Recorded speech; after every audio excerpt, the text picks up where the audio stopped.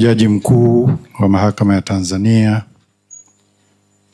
Mheshimiwa Imani Aboud, Kaimu Jaji Kiongozi, Mheshimiwa Jaji Dr. Juliana Masabo, Jaji Mfawidhi Dodoma, waheshimiwa majaji wote mliopo, viongozi wa taasisi, Mheshimiwa Gavana, natambua uwepo wako, na viongozi wa wadau wote Jamhuri ya Muungano wa Tanzania. Kwanza mimi nichukue nafasi hii kumshukuru Mheshimiwa Jaji Mkuu kwa kunialika katika kikao hiki muhimu sana kwa taifa letu. Na tambua kwamba zoezi la kuandaa mkakati wa kushughulikia mashauri ya kodi, mabenki, ushindani wa kibiashara na ardhi ni sehemu mojawapo ya nyanja muhimu kama kweli tunataka kutekeleza vizuri ile dira ya taifa ya 2050. Kwa hiyo nichukue nafasi hii kumpongeza sana Mheshimiwa Jaji Mkuu kwa namna ambavyo anaumwa na utekelezaji wa dira hii. Nimekuwa nikimfuatilia na nikimsikiliza mara nyingi katika maelekezo yake anayotupa katika sekta ya sheria. Hakuna siku ambayo inapita hazungumzii dira hii. Anaizungumza mara nyingi na anaifahamu. Lakini pia ametuasa wengi sana katika sekta ya sheria tusikae nyuma, tuisome na tuijue. Lakini sio tu kuisoma na kuijua na kuiingiza katika mipango yetu, mikakati, kushabihisha ule mpango mkuu. Tumefahamu hapa leo na tumekumbushwa kuwa mashauri ya mabenki, kodi, ardhi na biashara kwamba viwango vya fedha vinavyoshikiliwa na mashauri hayo ni vikubwa mno. Vikubwa sana. Na vinaweza kuwa na athari ya moja kwa moja kwenye utekelezaji wa dira ya maendeleo ya taifa ya 2050 inayolenga kulifikisha taifa kwenye uchumi wa juu wa kati. Na Gavana wa Benki Kuu hapa ametuambia kwa tarakimu, kwa maana ya kwamba tufikie ile dola trilioni 1 itakapofika mwaka 2050. That is achievable. Lakini only kama tutafanya mambo mengi kwa usahihi, ikiwemo hili ambalo Mahakama ya Tanzania inajaribu kulifanya, kuandaa huu mkakati. Kwa hiyo sisi kama ofisi ya Mwanasheria Mkuu wa serikali, kwanza tunashukuru kwa kualikwa hapa leo, lakini nimeyasikia maoni mengi ya wadau pamoja na speech aliyoitoa mwenyewe Mheshimiwa Jaji Mkuu, lakini na Kaimu Jaji Kiongozi pale wakati tunafungua. Imenitajirisha sana katika zoezi ambalo tunaendelea kulifanya, tumeshaanza kulifanya. Na ukisikiliza maoni yote ambayo yamekuwa yakizungumzwa hapa, inarudi pale kwenye kazi ambayo tunataka kuifanya. Pamoja na mambo mengine yafanyike, lakini hiyo kazi ambayo tunataka kuifanya ni muhimu sana. Nilikuwa mwaka jana namsikiliza His Excellency Lord Richard Simon Hermer, mwanasheria mkuu wa England and Wales. Miezi michache baada ya kuteuliwa, aliteuliwa Julai. Almost tumeteuliwa muda unafanana. Yeye Julai, mi August. Sasa wakawa wanamuuliza kwamba kumekuwa na hii trend ya commercial disputes zina increase na shoot. Yeye analionaje hilo na anafikiri nini cha kufanya? Majibu yake yalikuwa very simple, na nilishangaa kwa nini alijibu very simple, lakini baadaye nikaona ina make a lot of sense. And that was actually the fact in many jurisdiction.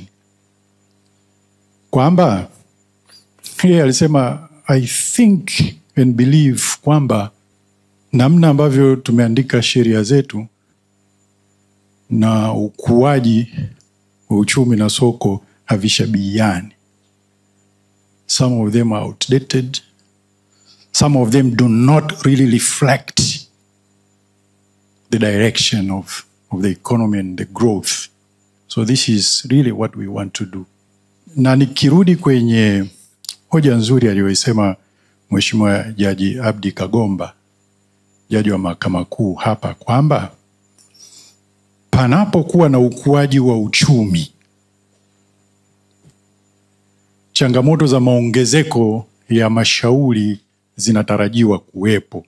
Yani hiyo characteristic inakuwepo. Uchumi ukikua na ile migogoro, mashauri yale na yenyewe yanaongezeka. Kwa hiyo in many jurisdiction, the kazi tunayokuwa nayo ni kuattack hiyo challenge, kwamba ukue na mashauri yasiongezeke. That's all what you need to do. Na kwa nini inatokea? Inatokea kwa sababu speed ya ukuaji wa uchumi na legislative process haviwezi kushabihiana. Kesho ukigeuka unasikia huko kwenye soko la teknolojia kimetokea hiki. Kesho wewe saa ngapi uanze kuandika legislation ya kureflect au kunyumbulika na hiyo change kwenye uchumi? That is the fact. Lakini lazima from time to time as a state tuwe na mechanism ya kuhakikisha kwamba tunapunguza au tunakimbiza vizuri hiyo speed ya ukuaji. Lakini usipofanya chochote, maana yake nini? Sheria zako zinakuwa zimebaki vile vile, lakini uchumi unazidi kwenda mbele. Mengi yaliyozungumzwa hapa ni issue ya hizo sheria na zenyewe tulivyoziandika huko na hali tulionayo sasa. Kwa hiyo Mheshimiwa Rais wakati anazindua dira hii amenielekeza kwamba nihakikishe kwamba sheria zote zinashabihiana na hii dira 2050. Vinginevyo hatufiki au tutachelewa kufika. Yani itafika 2050, Mheshimiwa Governor, hiyo 1 trillion unaoisema wala itakuwa less,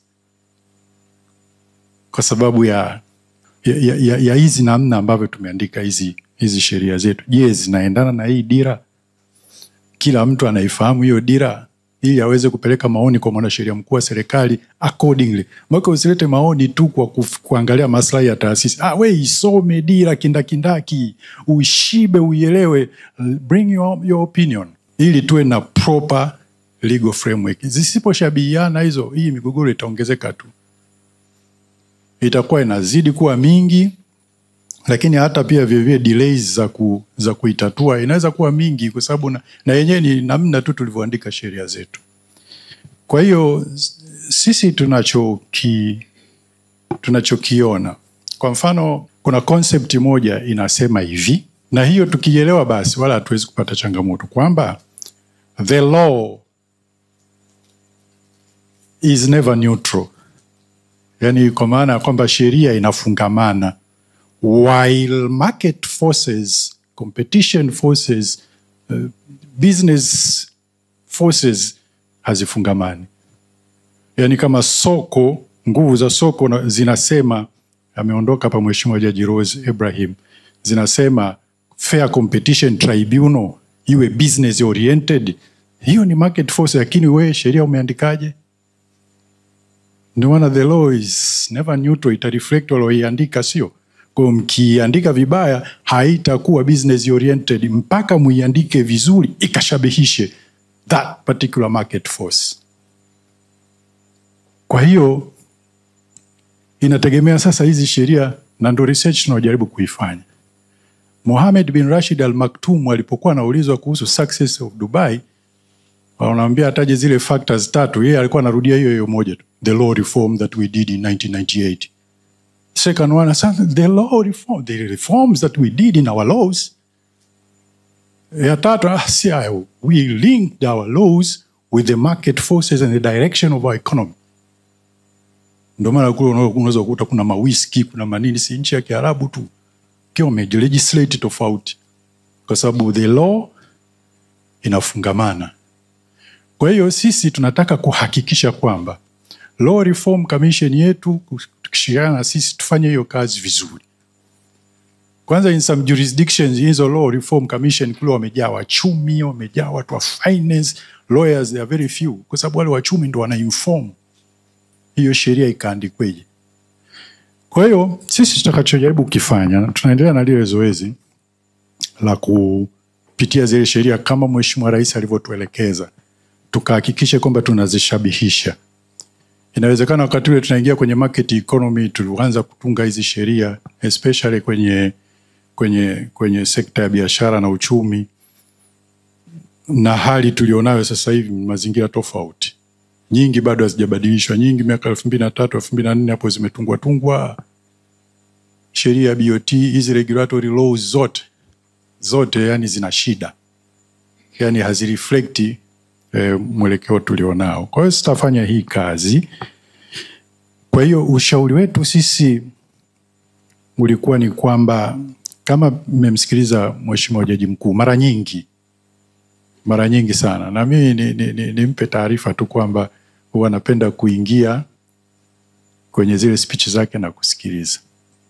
Mara nyingi sana amezungumza umuhimu wa watu kuisoma ile dira vizuri, na amejikita sana kwenye ile pila ya uchumi imara, jumuishi na shirikishi, kwamba ili tuweze kurealize hiyo kila mtu akasome vizuri na ajue majukumu yake ni yapi. Mimi nimeshaelewa majukumu yangu pamoja na mengine, lakini hili ni lazima nihakikishe kwamba tunalifanya vizuri. Lakini la yenyewe hatuwezi kulifanya peke yetu sisi kama ofisi ya mwanasheria mkuu wa serikali bila kuwa informed na appropriate stakeholders. Watasema kuna hili. Kwa hiyo tukithink pamoja tutakwenda vizuri. Kwa hiyo Mheshimiwa Governor, kama ulivyosema, hata hilo ulilisema linaingia umumu kwenye hili kapu la kuangalia hizo sheria, kuondoa duplication of mandate, lakini na proper alignment ya direction of the economy tulichokiandika kwenye dira na sheria zetu. Kwa sababu kama unataka kwenda Kigoma, basi ni muhimu sana njia au barabara ya kwenda huko Kigoma iwepo, lakini sio tu iwepo, na iwe nzuri. Inaweza ikawepo akisio nzuri. Kwa hiyo mimi ushauri wangu mkubwa, Mheshimiwa Jaji Mkuu, tuwaombe wadau wote ambao wametoa maoni hapa watuletee maoni yao, lakini baada ya kuwa mmeisoma dira, kwa sababu tendency mara nyingi maoni yanaletwa kwa utashi wa ile taasisi. Na mimi nimeshuhudia many time taasisi fulani ya umma kwa sababu wao ndo wanaanzisha ile legislative process, basi watatunga hiyo zero draft ya hiyo sheria, waitie kwa pani, waende nayo mpaka kwenye responsible ministry, wa lobby iende hivyo isibadilishwe mpaka kwenye cabinet, mpaka inakuja kuibuka sheria ambayo imereflect hiyo taasisi na maslahi yao, not necessarily mataifa of this nation, maslahi ya hii nchi. Kwa hiyo tukaisome dira vizuri, tuielewe, pamoja na mambo mengi ambayo Mheshimiwa CJ ameyasema hapa asubuhi, na huu mkakati tulionao ambao unajaribu kuandaliwa, kwa sababu huu utaandaliwa na utakuwa imara kama maoni yote ya stakeholders yatakaa vizuri.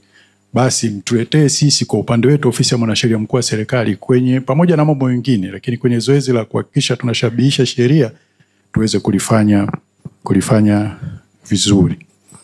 Baada ya kusema hayo, Mheshimiwa Mwenyekiti, naomba unisamehe labda nimevuka dakika 5, naomba kuwasilisha.